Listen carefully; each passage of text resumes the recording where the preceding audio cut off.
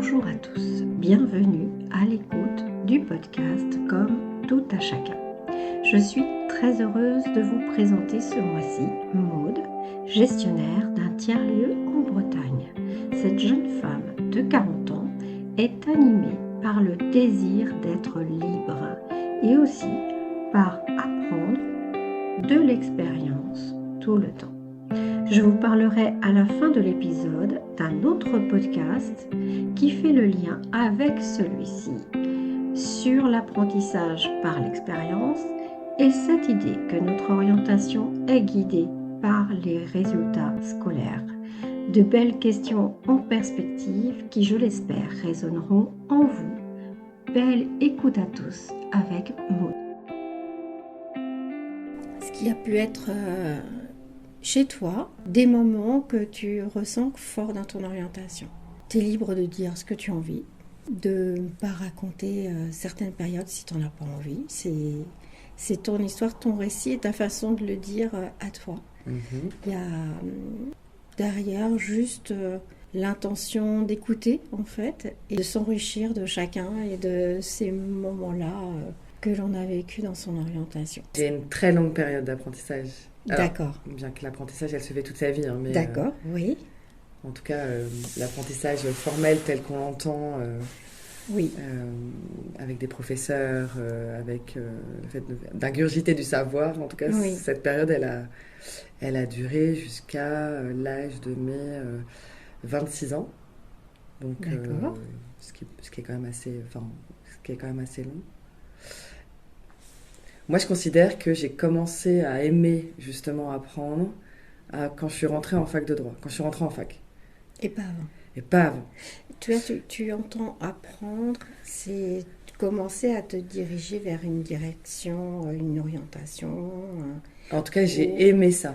J'ai commencé à aimer ça parce que je me sentais libre quand je suis rentrée en fac.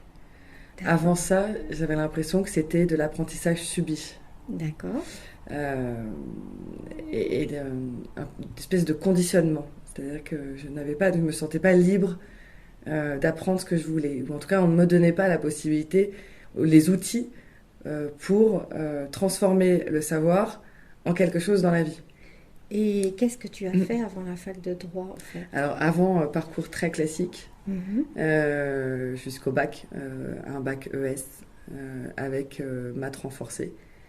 Je pense que c'est les mathématiques qui m'ont été le plus utiles finalement peut-être dans ma vie, dans la résolution de problèmes, dans le côté, c'est assez pragmatique hein, les maths, mais ouais, c'est vraiment ça dans cette résolution-là en fait. Je pense que j'aime bien partir d'une difficulté et qu'on me laisse la détricoter et tricoter la solution telle que j'ai envie qu'elle soit en fait finalement. En tout cas, c'est comme ça que je le ressens en fait. Finalement, en fait, tu dis que les maths, c'était ton parcours scolaire avant la fac de droit, mais finalement, quand tu étais dans ton parcours scolaire, tu n'y voyais pas l'utilité, mais que tu l'as vu plus tard dans ton parcours professionnel. Totalement. Et donc, ça veut dire que tu n'aurais pas fait le lien entre les maths et une voie professionnelle ou une orientation en fait. Non, je voyais plus les maths comme un outil pour moi de m'épanouir aussi, de me sentir je pense que j'étais que compétente dans cette matière, donc ça me rendait aussi intelligente entre guillemets. Parce que le reste c'était très médiocre, donc je pense que c'est aussi ce qui m'a sauvée, parce que lorsqu'on n'a aucune autre matière où on est bon, l'école nous laisse pas beaucoup de chance, je trouve. D'accord. En tout cas moi c'est comme ça que je le ressentais. Et en quoi tu t'es dirigée après un bac ES en fait? Oui. Avec une option maths importante, et que tu t'es dirigée en fait vers une fac de droit. Est-ce qu'il y a un lien entre les deux ? Et ben non, parce que j'ai choisi ES parce que je voulais pas être que centrée sur les matières scientifiques. Donc à chaque fois, ça a été plutôt un choix fait par défaut. C'est-à-dire que je ne veux pas être littéraire, je ne veux pas être scientifique, donc du coup, je serai ES. La fac de droit, ça a été un peu pareil, en fait. Je ne voyais pas ce que je pouvais faire d'autre. Par contre, je voulais pas me fermer trop de portes. D'accord. Je savais que je pouvais pas faire médecine. Ça, c'était un point sûr pour ne pas refaire le schéma familial. Oui, parce que tes parents sont tous médecins. C'est ça. Et donc, tu as baigné là-dedans. Baigné là-dedans. Et ça t'a influencé, mais dans la version contraire, en fait. Exactement. Je ne ferai pas ça. Exactement. D'accord. Et donc ça, c'était la seule certitude que j'avais dans la vie. Et tu te dirais aujourd'hui pourquoi tu ne voulais pas être médecin? C'est pour quelle raison? Enfin, qu'est-ce que tu as vu chez tes parents? Alors, tu aurais pu être médecin, c'est ce que j'entends, mais tu en avais les capacités, tu aurais pu faire médecine. Et en fait, tu n'as pas choisi ça, au contraire. Ça veut dire qu'il y a quelque chose qui t'a déplu dans ce parcours de médecine, en fait. Oui, il y a beaucoup de choses. Déjà, la manière dont la médecine donc, est un métier de passion, mais vient entamer la vie personnelle. Donc, en tant qu'enfant, parce que là, du coup, c'est la petite fille qui parlait aussi à ce moment-là et qui disait, mais finalement, la médecine me prend mes parents. Et donc, ça, en tout cas, moi, je ne suis pas maman aujourd'hui, mais je me suis dit que si j'avais un enfant demain, ce n'est pas le type d'éducation, en tout cas, le type de présence que j'avais envie d'avoir vis-à-vis de mon enfant. Donc ça, c'était une première chose. Et puis, j'avais pas envie que mes parents me voient à travers les études que je pouvais faire, parce qu'il y aurait eu toujours une comparaison. Enfin, je sais pas comment exprimer ça, mais j'avais envie de les emmener dans un autre monde qu'ils ne connaissaient pas. D'accord. Voilà, pour pas qu'ils me voient, pour qu'on ait d'autres discussions. Pour être aimée pour autre chose, en fait. C'est presque un peu, mais voilà. C'est clair, oui.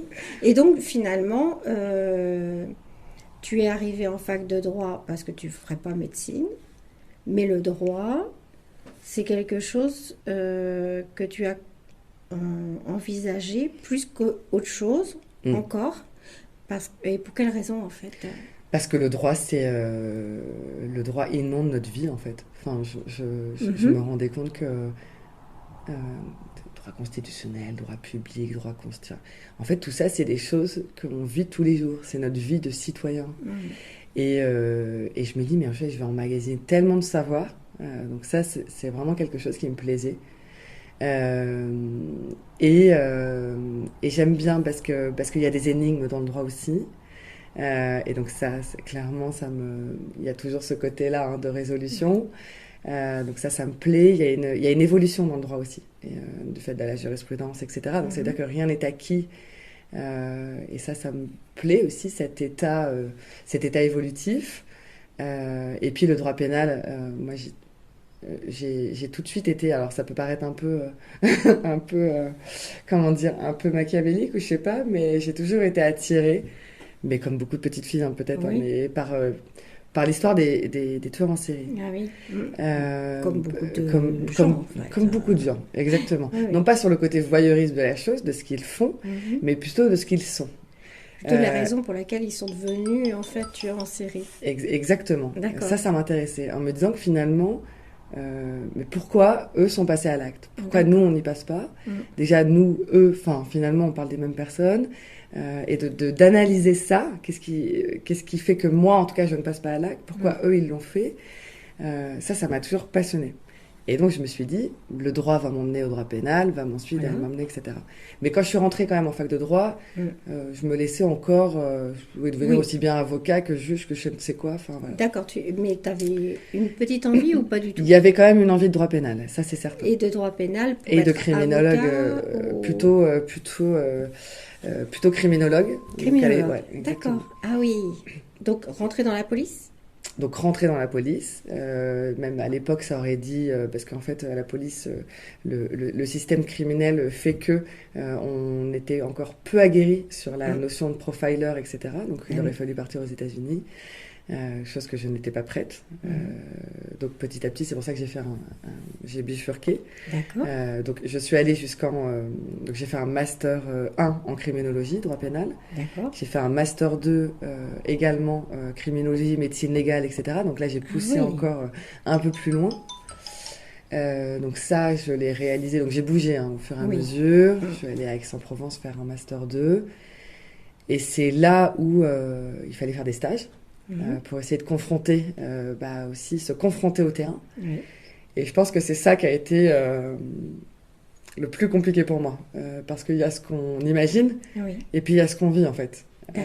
Et là, sur le terrain, ça a été donc j'ai été en brigade des mineurs, brigade des stupes, et j'ai eu la chance, on va dire, de vivre ces stages vraiment de l'intérieur. C'est-à-dire qu'on m'a permis d'être aux côtés des agents. D'accord. Et là, pour moi, ça a été un peu traumatisant. Disons que mon côté sensible, que je ne connaissais quand même pas à l'époque, pas à ce point-là en tout cas, hypersensible, ça m'a percuté de plein fouet. C'est-à-dire que là, tu te dis, mais comment je vais faire pour rentrer à la maison tous les soirs, quoi. Là, en fait, je ne suis pas armée, en fait. C'est-à-dire que je suis armée intellectuellement. Mais je suis pas armée foncièrement à l'intérieur pour faire ce travail-là. Ce n'est pas possible. Et là, ça a été déterminant. En fait. Là, ça a été déterminant. Tu te voyais pas du tout, même si on pourrait se dire, oui, au départ c'est difficile, et puis après on apprend aussi à vivre avec ça, ou pas du tout? Ben là. En brigade des mineurs, pas possible du tout. Non. Et en brigade des stupes, il y a quelque chose qui m'a heurté. Ça va être plutôt le système en tant que tel. Dès lors que j'ai compris qu'on était sur une politique du chiffre et non plus sur une, je sais plus comment dire, mais une politique du résultat. Là, ça m'a dérangée. Je me dis, en fait, là, je vais travailler pour un système, en fait. Donc il y avait une perte de sens qui était en train de s'opérer en fait. Et finalement, ça aussi, ça peut être déterminant pour toi de te dire, non, je vais pas être au service d'un système. Et donc, tu as changé de direction. Et donc j'ai changé de direction. Et là, je savais plus vraiment ce que je voulais faire. Là, ça a été dur. Là, c'était vide. Là, ça a été un peu vide, mais je sais que j'avais encore envie d'apprendre. Et donc, on retombe là-dedans. Tu étais quand même allée jusqu'au master. Oui, c'est ça. Donc, à un moment donné, tu te dis, faut y aller, quoi. mais je sentais que dans une vie, en fait, si on se saisit pas de ce moment-là, après, on le fait plus forcément. Enfin, j'avais aussi. Ce serait trop tard. Ouais, c'est ça. Moi, j'avais la légèreté. Moi, mon désir, c'était pas d'avoir un homme, d'avoir une maison, des enfants. Enfin, voilà. Donc, dans ma tête, j'étais libre, en fait. Libre. Voilà. C'est ce que tu as dit au départ aussi. Oui. Il y a toujours cette notion de liberté qui revient. Oui, c'est important. Exactement. Et donc, je me suis dit, qu'est-ce qui, encore une fois, m'ouvrirait le plus de portes? Et donc, d'où sciences politiques. Donc. D'accord. Et donc, j'ai bifurqué. Donc, avec un Master 2, on n'est pas obligé de refaire tout Sciences Po, heureusement. On va à la 5e année directement, en fait. On fait directement la dernière année. Donc, c'était à Bordeaux, Sciences Po à Bordeaux. Et là, j'ai adoré. Enfin, moi qui voulais être un puits de savoir et qu'on te donne les outils. Et c'est ça que j'ai aimé à Sciences Po. C'est que sur le coup, on outille. Et bon, on en fait quand même un peu des robots, là, mais quand bien même, il y a quand même on outille... des outils un peu de libre arbitre, en se disant, je vais vous, en tout cas, donner la possibilité d'avoir un sens critique de chaque situation. C'est exactement ça. Et d'avoir une liberté aussi de penser et d'argumenter différemment. C'est exactement ça. Ouais, tout à fait. D'accord. Et ça, je trouve que l'école, en tout cas, ne nous l'apportait pas. Enfin, en tout cas, moi, j'ai pas eu le sentiment que l'école me l'apportait. Et donc là, j'ai vraiment eu cette sensation-là en fait à Sciences Po. Donc ça a été assez super. Une année, Sciences Po Bordeaux. Une année de Sciences Po. Et en fait, Sciences Po, qui m'a permis aussi d'approfondir mes connaissances en droit public, et donc en droit des collectivités, Oui. et donc de service public, Ben oui. m'a emmené vers cette direction-là. Mais sachant que toi, tu as choisi Sciences Po après un petit peu un moment de latence où tu ne savais pas ce que tu voulais faire, du coup, Ouais. puisqu'il fallait faire aussi passer ce métier de criminologue que tu envisageais depuis des années, c'est ça? Oui. Et du coup, quand tu as choisi Sciences Po, tu l'as pas choisi par hasard? Tu avais envie de faire quelque chose ou Non. pas du tout? Non, C'était vraiment pour l'apprentissage, en fait. C'était que pour l'apprentissage. D'accord. Et parce qu'on m'avait toujours dit que Sciences Po c'était enrichissant, c'était Toujours ta soif c'était un peu d'apprendre, en l'élite. fait. Il y avait aussi ça. Oui, Ouais, oui, complètement. toujours. Oui, j'ingurgite en fait. Je suis quelqu'un qui ingurgite beaucoup, enfin qui a beaucoup ingurgité en tout cas. Oui. Et très curieuse. J'aime. À l'époque, on lisait Le Monde tous les jours. Enfin, c'est assez fabuleux. On lisait les journaux tous les jours. Donc, j'aimais en tout cas avoir du répondant dans les discussions, quelles que soient les discussions. Alors, ce qui fait, on peut dire qu'on se mêle un peu de tout, mais en tout cas, j'aime bien aussi avoir mon grain de sel et pouvoir y apporter par rapport à ce que je pense, quoi. Donc, Du coup, les collectivités t'ont attiré dans ton cursus, ouais. le côté politique, en fait, des institutions, c'est ça ou pas du tout? Il n'y avait pas vraiment le côté politique. Non, j'y mettais pas un projet politique derrière. Enfin, en tout cas, j'avais pas d'appétence là-dessus. On était vraiment sur la capacité à agir sur un territoire. Tu sais, oui. on est vraiment là-dessus. Et puis, encore une fois, le fait de se sentir utile, en fait. Ah oui. Cette notion d'utilité, on le voit bien aujourd'hui dans mon travail, hein, mais dans ton travail à la Canopée. À la Canopée. Oui. Ou là, mais dans un tiers-lieu, au service de toute la population du territoire, une forme ouverte en fait de lieu à tous. Totalement. Et avec des valeurs qui sont importantes pour moi, déjà personnellement. Mais du coup, le fait de les inscrire professionnellement, c'est encore mieux. Enfin, c'est toujours plus facile d'être en cohérence. Hein. Donc, moi, j'ai toujours eu cette volonté, en tout cas.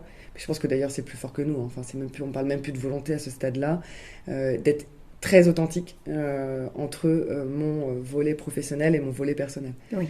Pour moi, je ne conçois pas, en tout cas, d'être différente dans ces deux mondes. Je ne sais pas séparer, en fait. Ce n'est pas possible pour moi. Oui. Donc, à partir de là, forcément, il faut que je choisisse des jobs en cohérence avec mes valeurs. Encore faut-il se connaître. Là, Oui, voilà, ce que tu connais de toi. Ce que je connais de moi. Donc, ce que je connaissais de moi à l'époque, mais je pense que je l'ai fait complètement inconsciemment, en fait. Je pense que je ne m'interrogeais pas à ce point-là.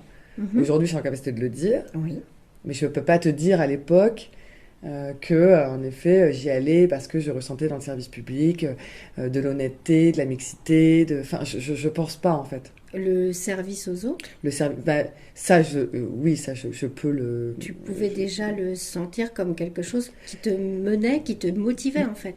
Mais aussi. Pas à ce point-là, quand même. Pas à ce point-là. Pas à ce point-là. Je pense et que donc, alors, du coup, on va revenir à cette année là de Sciences Po où tu commences à te diriger vers...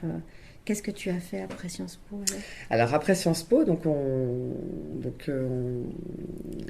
pour rentrer en tout cas dans la fonction publique, j'ai vu qu'il fallait passer des concours.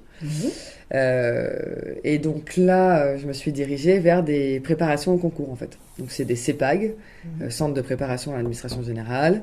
Et donc j'ai fait une année de CEPAG. Et j'ai même encore une fois, et là tu vas dire, Maud, t'as quand même un peu abusé peut-être, mais j'ai même refait derrière une année d'IPAG. Donc là, c'est l'Institut de préparation à l'administration générale. Donc en gros, j'ai tout fait. Je pense qu'au fond de moi, soit j'avais peur de quitter le monde, Privé. tu vois, non, pour essayer de comprendre pourquoi j'ai repoussé ce temps d'aller être embauchée quelque part, en fait. Ah oui. Je voyais bien hein, que quand même... Donc moi, toujours la soif d'apprendre, toujours la soif d'apprendre. de travailler, de connaître, de tout analyser et de performer, en fait. Et puis, encore une fois, j'étais libre, en fait. Parce que C'est le ça. fait de ne pas choisir... déjà, t'empêche de renoncer à quoi que ce soit. Oui. Et donc, c'est la liberté devant toi. C'est vrai. Et donc, tout ça, je pense que je pense que ça a été vraiment une raison pour laquelle je repoussais, en fait. Ouais. Encore une fois, ça, je suis en capacité de l'analyser Aujourd'hui. Aujourd'hui, hein. Oui. C'est plus facile pour moi. Bah, t'avais le choix aussi. C'est pas comme... Enfin, a priori, si tu l'as fait, c'est que t'avais le choix. C'est que tu pouvais le faire, tu n'avais pas d'obligation par ailleurs. C'est vrai. Et ça t'a permis à toi d'aller jusqu'au bout de ce que tu avais envie de faire. Oui. Et ça, c'est précieux, en fait. Oui. En tout cas, j'ai rien à regretter aujourd'hui. Voilà. Moi, je suis quelqu'un qui vit comme ça. Hein. C'est-à-dire que à mon dernier souffle, je veux pouvoir me dire je ne regrette rien. Ça, c'est quelque chose qui est hyper important pour moi. Donc, non, les concours, il s'avère que j'emmagasinais beaucoup de savoir, sauf que j'étais pas une bête de concours. Je ne rentrais pas dans les cases. Parce que pour avoir des concours, il faut quand même avoir un esprit où on rentre dans les cases. C'est-à-dire savoir ce qu'on attend de toi. Exactement. Et D'accord. puis, en fait, les concours, hein, c'est bête ou méchant. Hein. Enfin, et ça, moi, j'avais pas cet esprit il y a une commande, il faut la respecter de A à Z. Oui. Comme tous les services publics, ils répondent c'est un cahier des charges et puis t'y réponds, quoi. Et t'y réponds. Moi, les concours, il s'avère que c'était pas mon truc. Donc, ce qui était désolant, hein, enfin, c'est-à-dire que je peux être une professionnelle aguerrie, très bonne dans ce que je fais, mais à un moment donné, si j'ai pas le concours, on peut pas me laisser on me laisse pas ma chance. Donc, ça aussi, j'avais quelque chose qui m'agrippait un peu là-dessus. Ce système de concours, en fait. Ça me... Bon, on pourra en reparler. Mais tout ça pour dire qu'en tout cas, il fallait le passer. Donc, j'ai passé attaché, que je n'ai pas eu, et j'ai passé les IRA, que je n'ai pas eu. Donc, à chaque fois, j'allais jusqu'à l'oral, et puis après, je pense que je ne passais pas à l'oral. Donc, je ne sais pas ce qui se passait, mais je ne passais pas. Tu ne passais pas l'oral. Je ne passais pas.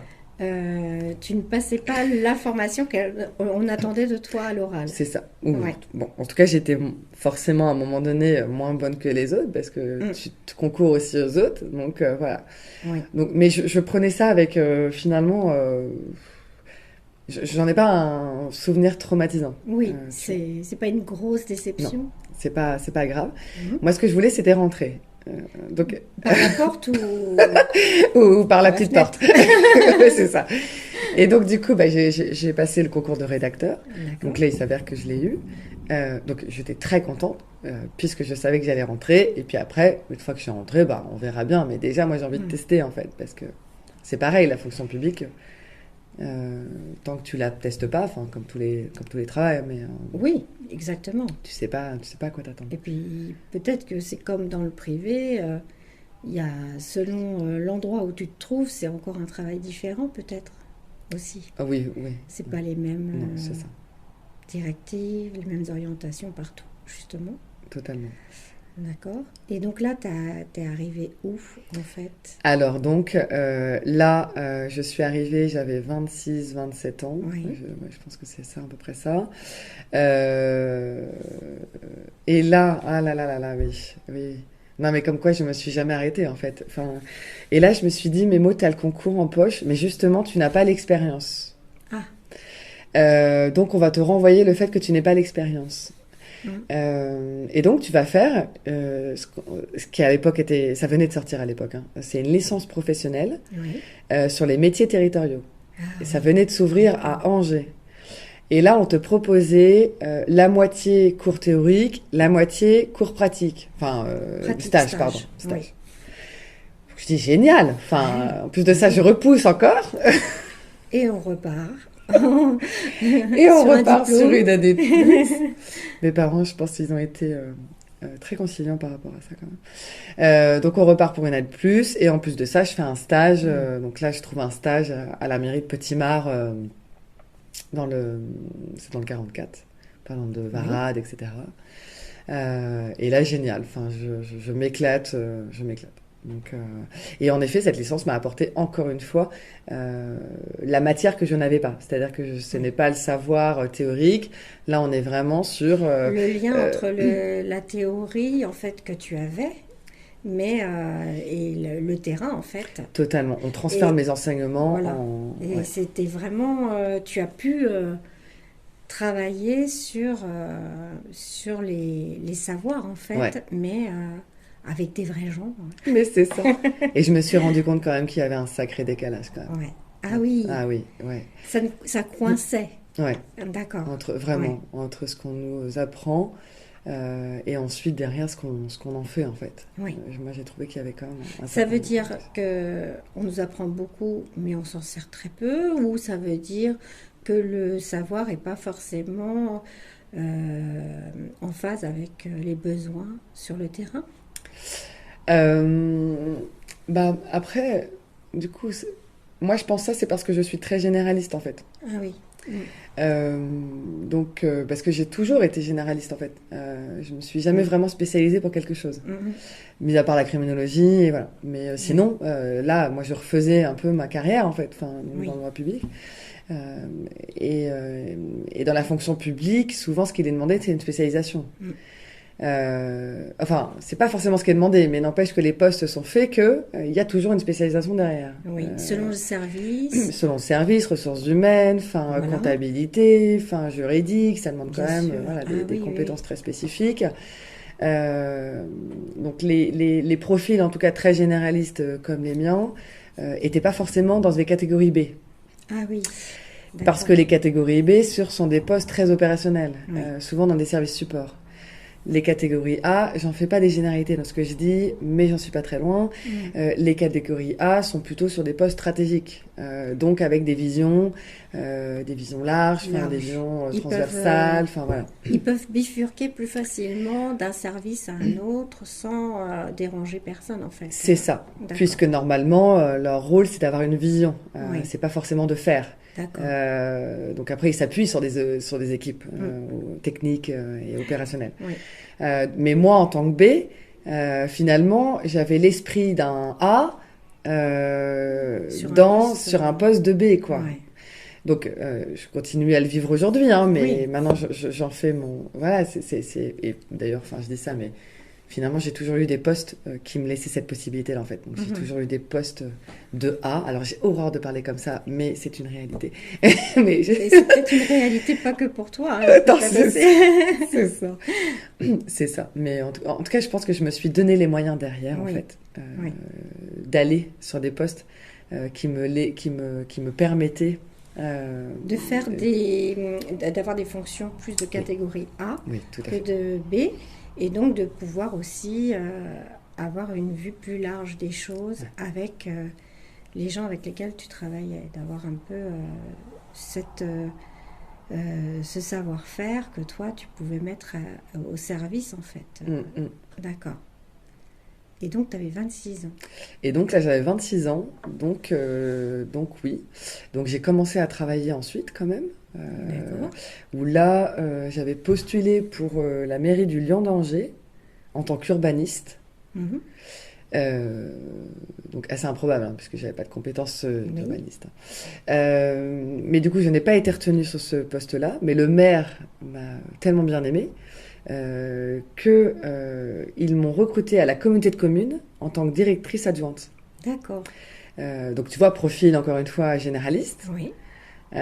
Donc le poste rêvé quand tu démarres en fait. Oui, le Lion d'Angers, c'est combien d'habitants? C'est pas mal. Le Lion d'Angers, alors là, je pense qu'on n'est pas loin de ce qu'on... De Janzé. De ce qu'on vit là, de Réchauffé là. Oui, Il faudrait que je vérifie, mais... D'accord. Ça s'est pas très bien fini, il faut quand même le dire. Donc je pense que j'ai Si tu me demandes des choses sur le Lyon d'Angers, il y a des choses que je ne serais pas en mesure de te le dire aujourd'hui. Enfin, ça a bien commencé, tu as été embauchée. Non, mais ça a été alors ça a été super, hein, ça a été 4 ans. 4 ans. 4 ans d'expérience. Finalement, ça m'a permis de tout apprendre. J'ai travaillé comme jamais je n'ai travaillé dans ma vie. Je me suis mis forcément une pression de malade, mais ça, je pense que c'est tout nouvel arrivant dans son premier poste, donc surtout à ce poste-là. Et au bout d'un an, quand j'ai été recrutée, le directeur partait. Donc on m'a demandé de faire l'intérim du directeur, et ça je l'ai fait pendant 1 an. D'accord. Donc pendant 1 an, il a fallu que, avec mon petit bagage universitaire, que je fasse tourner une communauté de communes avec un président qui avait la dent dure, qui m'accompagnait certes, qui m'a beaucoup aidé, mais n'empêche qu'il avait la dent dure. Et avec une équipe de 10 personnes. D'accord. Ne sachant pas maladie. Ou en tout cas avec ce qu'on est. Tu n'avais pas eu d'expérience là-dessus. C'est ça, exactement. Donc très enrichissant. Ça a été vraiment 4 années très très enrichissantes. Ça fait aussi la femme professionnelle que je suis aujourd'hui, c'est évident. Mais on en perd des plumes quand même un peu. Si c'était à refaire, je sais pas. Tu vois, si j'avais la possibilité, à voir quoi. Mais... Tu franchirais ça plutôt rapidement? Plutôt rapidement, ouais. Avec plus de légèreté aussi, parce qu'on se met tellement une pression quand on est jeune. Surtout on veut moi, tenir aussi. On veut tenir. C'est un peu de l'orgueil aussi des fois, non? C'est complètement de l'orgueil. Et puis moi, je n'avais pas une grande estime de moi en fait. Donc pas de confiance en moi. Donc je tenais beaucoup avec le regard des autres. Là, il s'avère que le président de la communauté de communes avait un côté très paternaliste. Donc voilà, des jeux de pouvoir. Par contre, je suis rentrée en politique. J'ai connu ce que c'était la politique. D'accord. Donc ça, c'était assez intéressant de prendre conscience de tout ça en fait, que finalement, une communauté de communes, une mairie, peu importe, elle est au service d'un territoire, certes, mais il y a des jeux de pouvoir à l'intérieur. Il y a des couleurs, quoi. Il y a des couleurs. D'accord. Et il y a des jeux de personnes, des gens entre les... Surtout de personnes, en fait. Surtout de personnes. Et toi, ça t'a pas plu? Je dis pas que ça m'a pas plu, parce que je regardais ça, d'extérieur. C'était un peu comme une énigme. C'est exactement ça.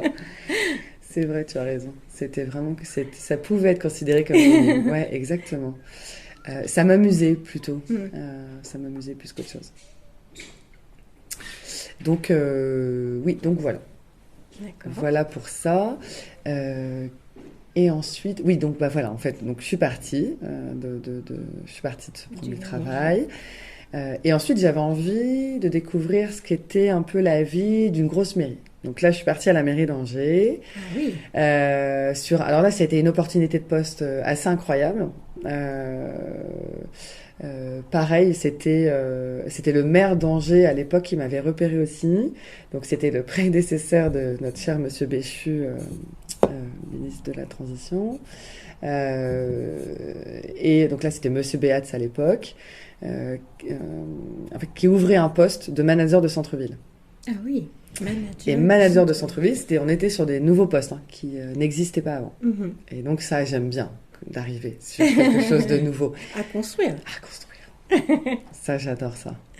J'adore parce que tu vas sur les traces de personnes déjà. Et tu crées tes propres traces. Et ça, j'ai toujours eu un petit quelque chose pour ces postes-là. C'était important.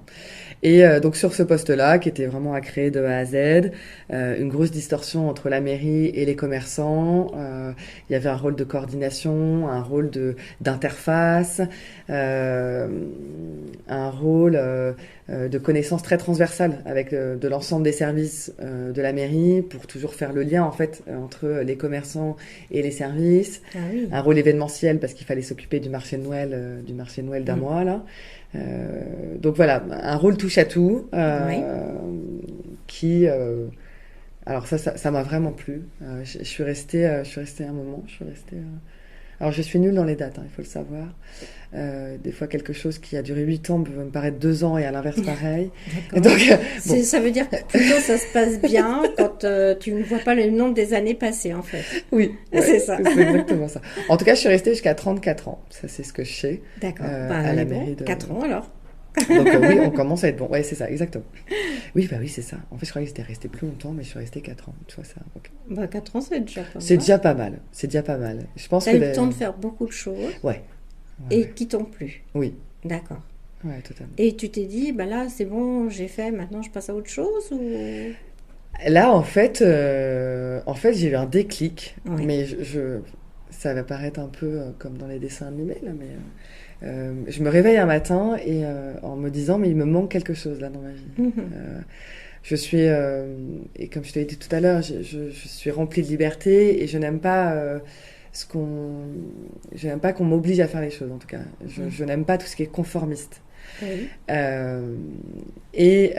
Donc là, je n'avais toujours pas d'enfant. Voilà, j'avais une vie de couple, mais qui ne me lie à rien, en fait.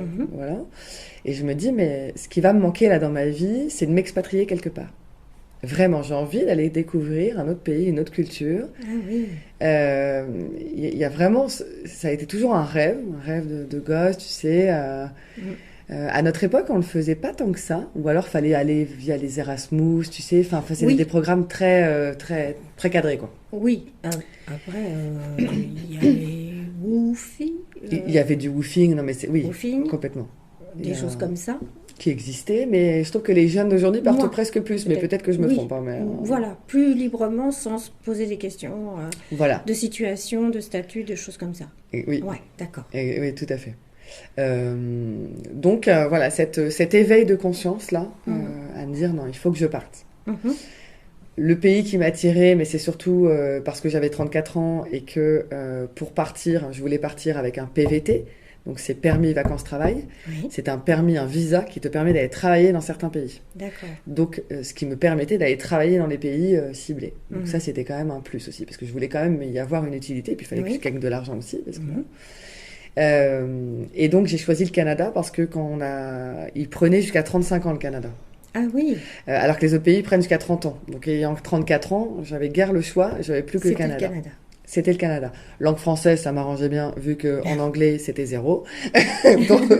donc je me dis je vais rester quand même un peu à la maison finalement avec la langue française. Oui. Et voilà, et je pars. Donc là j'ai tout quitté. J'ai pris une disponibilité.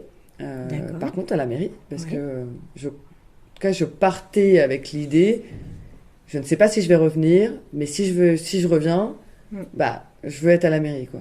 Voilà, ça me plaît, voilà. Donc, dispo.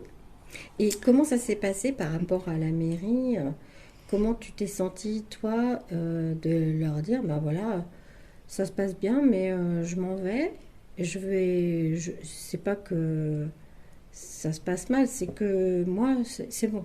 J'ai envie de vivre à mon idée. Est-ce que toi, tu as senti quelque chose comme comme quelque chose d'étonnant ou enfin les retours, tu en as eu peut-être ou pas du tout Alors c'est intéressant ce que tu dis parce que j'ai été interviewée justement il y a pas longtemps par le CNFPT comme ça qui a fait une étude sur les agents territoriaux qui partent à l'étranger. D'accord. Et à savoir pourquoi aujourd'hui les collectivités d'ailleurs ne poussent pas plus leurs agents territoriaux à partir à l'étranger pour ensuite ramener de la matière en fait. Bien sûr. Parce qu'un agent qui part, c'est aussi un agent qui revient avec plein de matière. Voilà. Or, aujourd'hui, c'est sous-exploité. Il faut quand même le dire, c'est sous-exploité en fait. D'accord. C'est-à-dire que moi, on aurait pu très bien, en effet, ma collectivité, alors elle a été hyper facilitante. Oui. C'est-à-dire que Maud, tu veux partir, il n'y a pas de problème.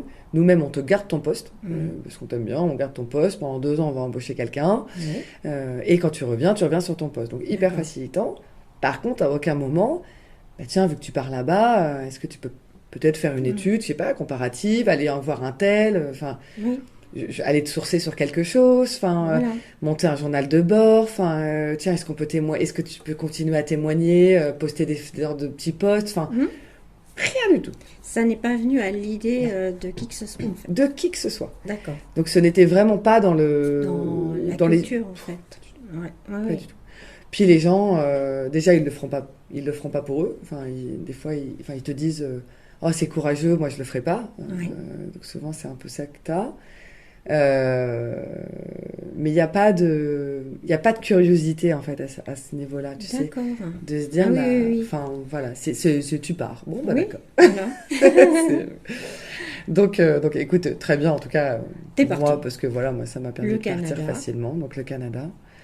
Et le Canada, là, moi, je voulais vraiment lâcher prise totale sur ce qui m'attendait là-bas. Ah oui. Vraiment, je suis partie avec un sac à dos et rien en tête. Et tu savais pas où tu allais? Je savais où j'allais les 2 premiers mois, D'accord. dans une auberge de jeunesse pour faire Oui. du woofing, histoire quand même de pas être à la rue. Donc, oui, Et après, j'y allais au gré des rencontres. d'accord. Ça faisait vraiment partie de l'expérience. Je voulais vraiment, sur le coup, arrêter d'apprendre par le savoir, je voulais apprendre par l'expérience, Ah oui. finalement. C'est une grande réorientation, en fait, Total. chez toi. Oui, parce que ça s'appelle le lâcher-prise, déjà. Ah oui, C'est apprendre à se faire confiance, oui. à faire confiance aux autres. Mm. Donc oui, c'est complètement. Et puis oui, ben après, tu sais ce que je pense de l'apprentissage par l'expérience, enfin, mais Oui. c'est quand même Tout pour le moi, monde c'est ne sait pas. moi en tout cas, j'en retire une plus grande satisfaction en tout cas. Oui. En tout cas, ça se voit que, en fait, oui, aujourd'hui aussi, mais que dans ton parcours, c'est à chaque fois quand tu as expérimenté vraiment Mhm. que tu as les pépites qui sont dans tes yeux, quoi, en fait. Ça se voit pas quand on parle, mais c'est un peu ça, quand même. Oui, oui, totalement, c'est vrai, Mm. totalement. Et c'est bien parce que le fait de retracer tout ça, là, tu sais, moi, Oui. ça me permet là de faire aussi mon introspection Oui, qu'on fait tout au long de sa vie, mais du coup, il y a des Oui. choses là qui nous percutent pas forcément. voilà. Et Oui. le temps de l'échange permet ça, donc c'est parfait, Mm. c'est super.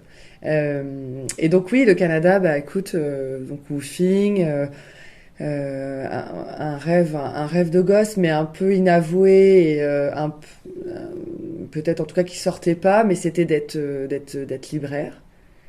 Me demande pas pourquoi, j'ai toujours aimé les livres. Je trouve qu'être Oui. dans une librairie, ça transporte, ça élève, même si tu lis pas en fait. Enfin, Oui. c'est un lieu que je sacralise quoi. Enfin, Oui. et qui me fait du bien, donc en tout cas. Est-ce que c'est lié à des rencontres aussi que tu as faites ou pas du tout? D'aimer de vouloir être gérante Libraire, libraire. Alors oui. au Canada, oui. Oui. Euh, Tu as fait enfin, des rencontres? Enfin, non, j'ai pas fait des rencontres. J'ai postulé en fait. J'ai pas fait de rencontres en tant que telle. Mais je pense que vouloir être libraire au fond de mon âme, je pense que c'est lié à des rencontres, mais que je n'arrive pas aujourd'hui Voilà. à d'accord. connecter, pardon. Oui, oui, c'est ça. Forcément, j'ai envie de dire. Parce que forcément, c'est à creuser en tout cas. À creuser. Et puis après, peut-être pas, parce que c'est là. Alors c'est là, t'as raison. Des fois, il faut arrêter d'aller tout creuser. Mais en tout cas, parfois, on se dit, ah ouais, mais j'ai rencontré un tel, il m'a parlé de ça, et puis voilà, du coup, ben, j'ai eu envie de postuler, de dire, je vais aller voir que c'est ce boulot-là, quoi. Et si ça me plaît ou pas. Mais là, en l'occurrence, toi, t'avais ça dans ta tête qui était là depuis un moment. Tout à fait. J'ai toujours aimé les bibliothèques. Par contre, j'ai toujours aimé aller travailler en bibliothèque. Ouais. Pendant toutes mes études. Et donc, il y a une ambiance aussi, tu vois, qui... Oui, voilà. oui, oui. Bon. En tout cas, je me suis dit au Canada, profitons d'être dans ce pays-là Mhm. pour aller vivre ce rêve-là. Oui. Et Et en même temps, la bibliothèque, c'est un peu un lieu d'apprentissage, la librairie aussi. Oui. C'est pas loin, hein. c'est vrai que c'est pas loin. C'est vrai que c'est pas loin. C'est même vraiment... Tu t'es dit, bah, oui. j'aurais mes livres pas loin, Mais moi, si je suis au milieu. Non? Oui, bah oui. Puis c'est des outils de curiosité, en fait. Ouais, c'est ça. C'est des outils de liberté. Ouais. Donc finalement, c'est... Mm. Oui, ça, c'est une bonne analyse, tout ça. Ouais, c'est intéressant. Donc bref, en tout cas, j'ai postulé à une annonce, tu vois. Ouais. Donc je postulais à des annonces à l'époque, là. Et là, des indépendants qui cherchaient une gérante libraire pour leur petite librairie. Elle était toute petite, dans un centre commercial à Québec, parce que je vivais à Québec.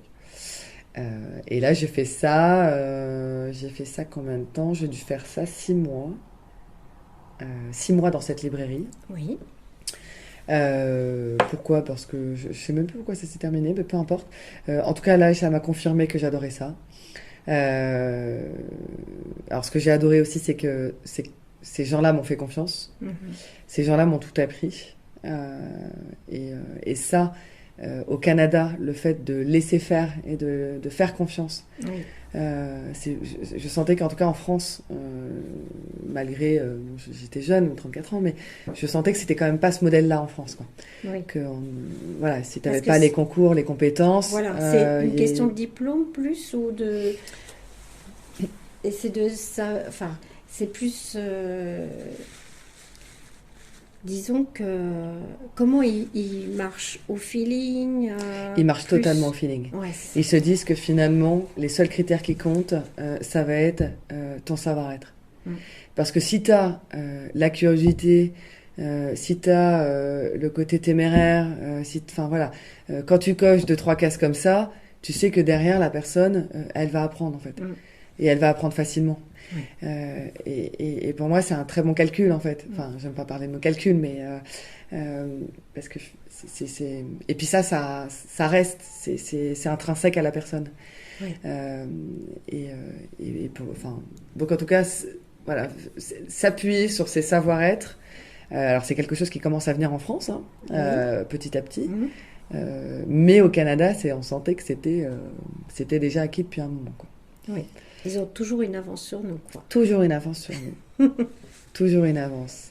Et puis j'aime vraiment cette histoire de confiance là entre l'employé et l'employeur, qui s'instaure et qui s'installe et ces relations humaines qui sont très sincères en fait.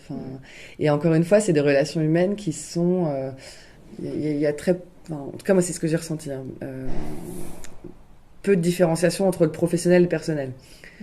Quand on s'entend bien en fait. Quand on a gagné la confiance d'un Québécois, c'est pour la vie en fait. D'accord. Donc ça, j'aimais ça en fait. Un peu cette notion un peu d'amour inconditionnel, quoi. Enfin, t'es pas obligé de refaire tes preuves tous les matins en fait. Voilà. Et pour moi, ça c'est important. Confiance. Oui. Totalement. Voilà, donc 6 mois de ça, j'ai vraiment adoré ça. Et ensuite, j'ai été sur Montréal. Donc, je voulais, alors, entre-temps, hein, j'ai fait de la rando, j'ai vécu ce que j'avais envie de vivre aussi personnellement et pour m'épanouir. Et après, je suis partie à Montréal et là, j'ai travaillé à Renaud-Bré. Alors, Renaud-Bré, c'est une chaîne de librairie comme la Fnac, quoi. D'accord. Chez nous. Ah oui. Qui s'appelle Renaud-Bré. Et là, pareil, j'ai été recrutée parce que, en effet, j'avais déjà une expérience au Canada. D'accord. Ce qui a été, voilà. Et donc, je suis restée au moins 8 mois là-bas. Enfin, en tant que j'avais envie de rester, je restais. L'avantage, c'est que là-bas, tu quittes ton emploi comme tu le trouves, quoi. Oui, c'est ça. Il n'y a pas de contrat à signer partout. C'est un contrat, mais ça va très vite, quoi. Oui, et puis à Lorient, si tu fais pas le job, on te donne ton carton et le lendemain, t'es parti. Voilà, voire à la minute. Hein. D'accord. Et ça, c'est vrai que... Oui, c'est pas comme chez nous. Hein. Le droit au chômage et tout, c'est pas la même facilité, en tout cas. Oui. Donc voilà, donc Renaud-Bré aussi, super. Enfin, ça a été encore une belle expérience où j'ai encore appris, encore une fois, hein, ça a été que de l'apprentissage sur le terrain. Oui. Parce que c'était quand même un monde que je connaissais pas. Enfin, être libraire, nous, ça demande un concours quand même chez nous. Bah oui. Enfin, un concours, pour la bibliothécaire, par exemple, mais pour libraire, je me doute qu'il y a des études à faire. Enfin, bon, et encore que. Maintenant, je suis en train de me renseigner, tu vois, aujourd'hui. Voilà. Je me rends compte que finalement, en fait, tout le monde peut être libraire. Donc, il suffit d'être avec ce qu'on est, en fait. Oui. Donc voilà, ça c'était la période, écoute, je sais pas jusqu'où je vais, mais c'était la période canadienne. Canadienne, et tu avais un permis de travail de 2 ans. De 2 ans. Ah oui, donc tu as dépassé les 1 an là, mais... je suis rentrée, 3 mois de woofing, 6 mois, non, j'en étais déjà à 1 an et demi, tu vois. Oui, voilà, oui. Et là, en fait, il fallait que je prenne ma décision à dire, à un moment donné, exactement, je reste ou je pars. Donc là, voilà, événements personnels qui ont fait que, allez, je me suis dit, je rentre. La France me manque aussi, il faut quand même le dire. Il faut parfois la quitter, mais c'est comme beaucoup de choses, hein, il faut parfois quitter les choses pour mieux se rendre compte de l'importance qu'elles ont à nos yeux. Oui. Et donc je rentre en France et je récupère mon job. J'étais censée récupérer mon job à la mairie. D'accord. Et là, il s'avère que ils avaient pris quelqu'un, en fait, sur mon poste, qui faisait très bien l'affaire. Enfin, et en fait, moi, je leur ai dit, en fait, gardez cette personne sur mon poste. Moi, je sais pas si je vais rester. 2 ans de Canada, on n'a plus les idées très claires quand même. Non. On revient en France, il faut se refaire. Puis on se dit, mais qu'est-ce que j'ai envie de faire après tout ça là? C'est quand même assez extraordinaire. Enfin, donc, puis ça fait un tri naturel. Au bout de 2 ans, tout le monde ne reste pas. Et puis, tu avais occupé un poste différent aussi. Ouais, c'est ça. Il fallait que je retourne dans la fonction publique. Est-ce que tu aurais retrouvé ce que tu avais trouvé dans le métier de libraire? L'équivalent était possible pour toi ou c'était que tu ne l'envisageais pas? Alors si, j'avais envisagé pourquoi pas de travailler dans les bibliothèques. Donc ça, j'y ai pensé. J'ai aussi, si quand même, j'ai pu éprouver le monde des tiers-lieux. Ça se dit pas forcément le monde des tiers-lieux au Canada, mais en tout cas, les valeurs qu'on y trouve derrière, donc les projets d'initiative citoyenne, en partant de rien, sur des projets de territoire, voilà. Ça, c'était quelque chose déjà qui commençait, que j'avais visité des lieux à Montréal, enfin voilà, donc ça commençait à se mettre dans mon esprit. Mais en tout cas, complètement d'accord avec toi en me disant, en fait, là, si on commence à me mettre sur un poste de RH ou de comptable en collectivité, enfin moi, je vais juste pas, ça va pas être possible pour moi, quoi. Donc je savais pas vraiment ce que je voulais faire, et peut-être être indépendante, enfin voilà. Donc, mais je me dis, je reviens. J'ai dit à la mairie, mettez-moi sur un poste, enfin n'importe lequel, le temps de me laisser réfléchir. Là, il s'avère qu'ils avaient un projet de déménagement de la mairie d'Angers. Donc, il fallait être celle qui coordonne tous les travaux et le déménagement de chacun. Enfin, voilà. Donc, ce qui m'a fait plaisir, c'est que la mairie, en fait, d'Angers, et notamment ma directrice à l'époque, savait quel profil j'étais et il savait que j'étais un profil à tout faire, en fait. Moi, tu me donnes un projet, n'importe lequel. Il y a un début, il y a une fin, il y a de la coordination de service, il y a un peu stratégique. Je m'emballe, ça me va bien. Tout à fait. Tout à fait. Donc ça, pour eux, c'était une aubaine aussi. Donc ils m'ont donné ça. D'ailleurs, elle m'a dit à l'oreille quand je suis partie, elle me dit les collectivités ne savent pas garder les profils comme toi. Et d'ailleurs, le maire l'avait dit le jour où j'étais partie aussi. Et c'est vrai que je trouve que dans les collectivités, on ne sait pas garder justement les profils un peu atypiques. Alors c'est sûr que ils peuvent être considérés un peu comme les vilains petits canards, encore j'aime pas dire ce mot, mais en tout cas ils viennent parfois gratter un peu parce qu'ils viennent un peu bouleverser les attendus. Ils apportent du changement. C'est ça. D'accord. Et donc après, mais en tout cas, je trouve que, et ça c'est un autre débat, je trouve qu'on n'accueille pas ces personnes un peu atypiques. Et bref, donc ceci étant, le monde des tiers-lieux, j'ai eu un peu de temps pour m'y intéresser, à Angers. Et là, opportunité, en allant voir un site pour trouver... en fait, j'avais été voir sur le site de la coopérative Nouvelle-Aquitaine Tiers-Lieux. Oui. Donc le réseau Nouvelle-Aquitaine des Tiers-Lieux. Et à la pointe, en fait. C'était à la pointe. Des tiers-lieux, en fait. Exactement. C'est ça. Un peu novateur sur la France, même. Totalement. Ils ont 10 ans d'existence. C'est le premier réseau régional. Voilà. Donc, je savais qu'il fallait que je m'appuie sur eux. Donc, je regardais les offres d'emploi nationales, parce qu'ils recensaient toutes les offres. D'accord. Et donc là, j'ai trouvé, Amandine, ma responsable actuelle, avait mis l'offre, l'annonce, elle avait eu l'intelligence de mettre, en tout cas, de mettre l'annonce là-dessus. Et donc, c'était parti pour la canopée. Donc là, deuxième étape, je prends ça un peu comme une troisième étape de vie, peut-être, tu sais. Il y a eu mes débuts, il y a eu le Canada, et il y a eu, là, le monde des tiers-lieux, en fait, dont la canopée en est le reflet. Et là, c'est ton aventure actuelle, en fait. Là, c'est mon aventure actuelle. La canopée n'était pas née? Elle était en cours de construction, donc je suis arrivée dans les travaux. T'es arrivée dans les travaux? Je suis arrivée dans les travaux avec 3 objectifs donnés. Donc, tu avais une architecture du bâtiment. Une architecture, un architecte. Qui te disait, bah voilà, là, ça c'est fait pour le lieu pour tout le monde, ça Ouais. c'est les bureaux, ça c'est la salle de détente, ça c'est, voilà. Tout à fait. Et à toi de te débrouiller avec ça, en fait. Après, tout était à faire. L'aménagement intérieur, tout était En à fait, construire. Tout tu était étais à assez contente de ce travail-là, parce que ça correspond encore une fois à ton idée d'être sur La une première. transversalité. Oui, alors tout à fait. Première, Déjà la première. un petit peu atypique, parce qu'il ne faut pas être trop spécialisé dans un domaine, il faut Tout à fait. peut-être un petit peu de tout, C'était exactement ça. parce que il faut faire un peu de RH, c'est ça, un Ouais. peu de Du juridique, juridique, qui m'était beaucoup attendu, oui, de comptabilité. oui, Je fais de la compta, de coordination. de savoir-vivre, de coordination, enfin de savoir-vivre dans le sens, c'est normal. Oui, de coordination, de montage de projet. C'est un lieu de multi-partenariat. Complètement. Donc vraiment, quand je dis coordination, C'est ça. c'est vraiment ça, la coordination, la vraie coordination en Mm. fait. Le fait de mobiliser des partenaires qui ne se connaissent pas, des acteurs qui ne se connaissent pas, et d'aller vers Ouais. une vision commune. Et de Ça, faire c'est- le lien entre eux, en fait. Ouais, de faire toujours ce rôle d'interface, d'être toujours dans l'innovation, dans la créativité. Enfin, tout ça, c'est... les gens pensent toujours qu'on se lève un matin et On la sait ce qu'il va Non, mais falloir c'est ça. faire. En Toute fait- la journée, tu es là. Et en fait, là, c'est un projet, il faut s'adapter continuellement, en fait. Donc, Ouais. ouais, l'adaptation, là, c'est vraiment une des capacités la plus forte qu'il faut avoir pour ce type de lieu-là, en fait. Oui.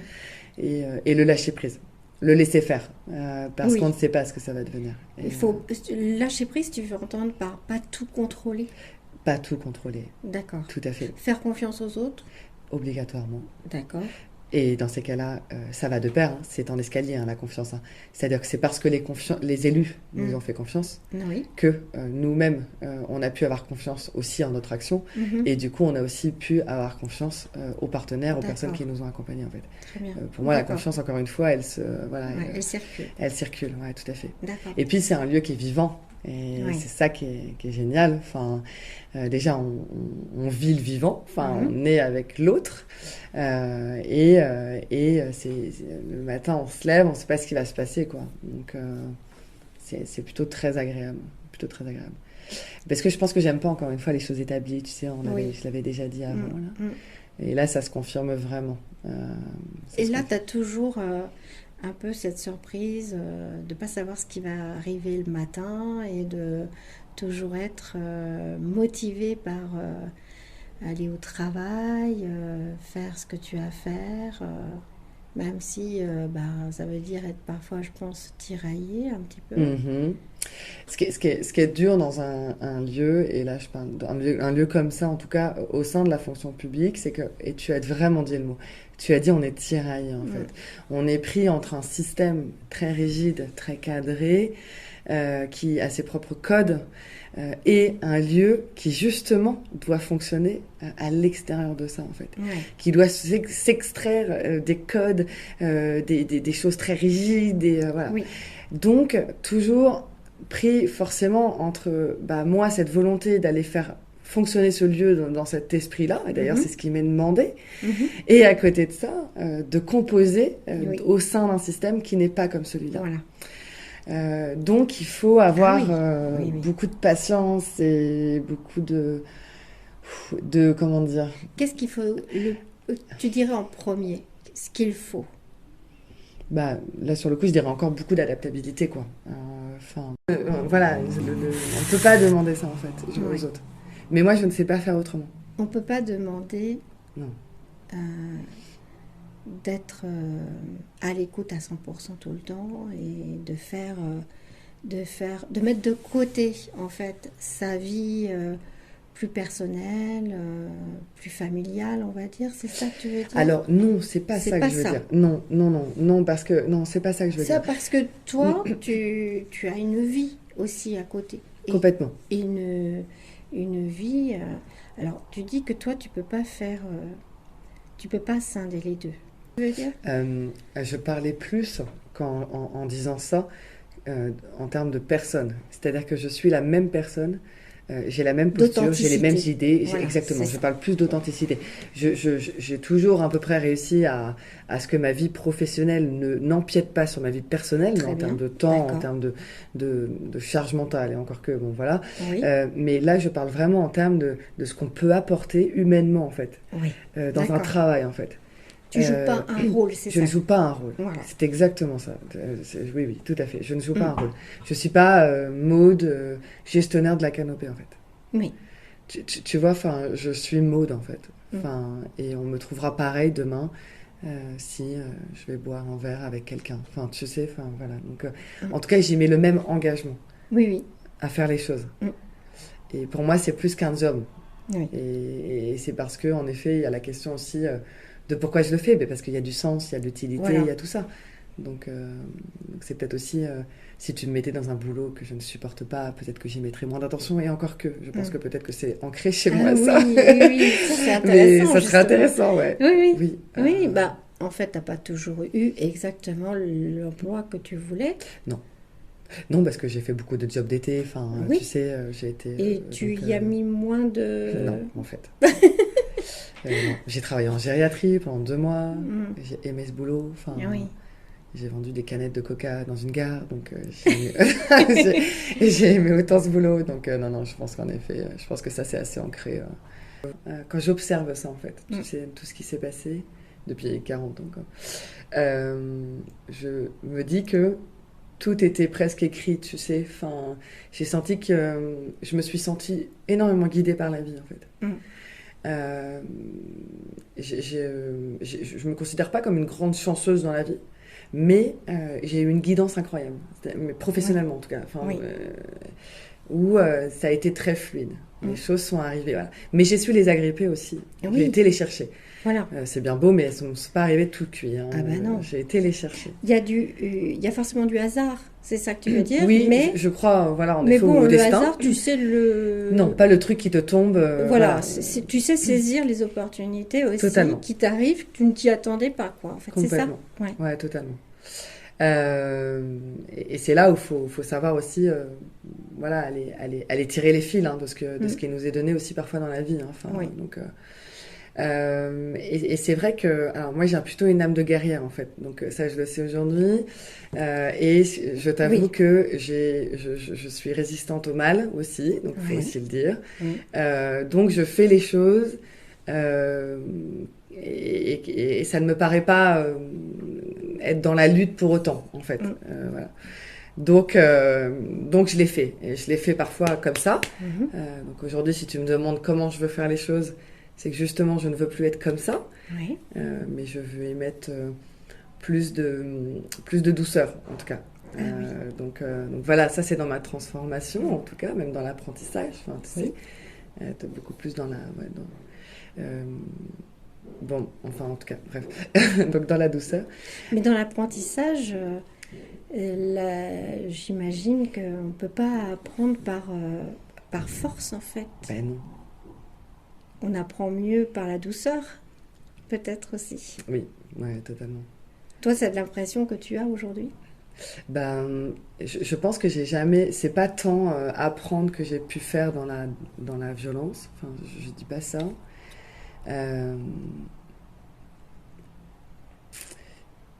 C'est plus dans la mise en pratique de l'apprentissage, en fait. Oui, d'accord. Que là, ça a été fait plus dans la... Voilà, plus dans la âme, quoi, tu vois. Oui. Mais ça revient toujours à l'estime de soi. Enfin, je pense que j'ai été toute ma vie en quête de moi-même. Enfin, tu sais, c'est un peu bateau, mais n'empêche que peut-être qu'on l'a tous, mais ou pas. Enfin, en tout cas, moi, assez présente, plus présente que les autres, peut-être. Et donc, tout ça, c'est vraiment une...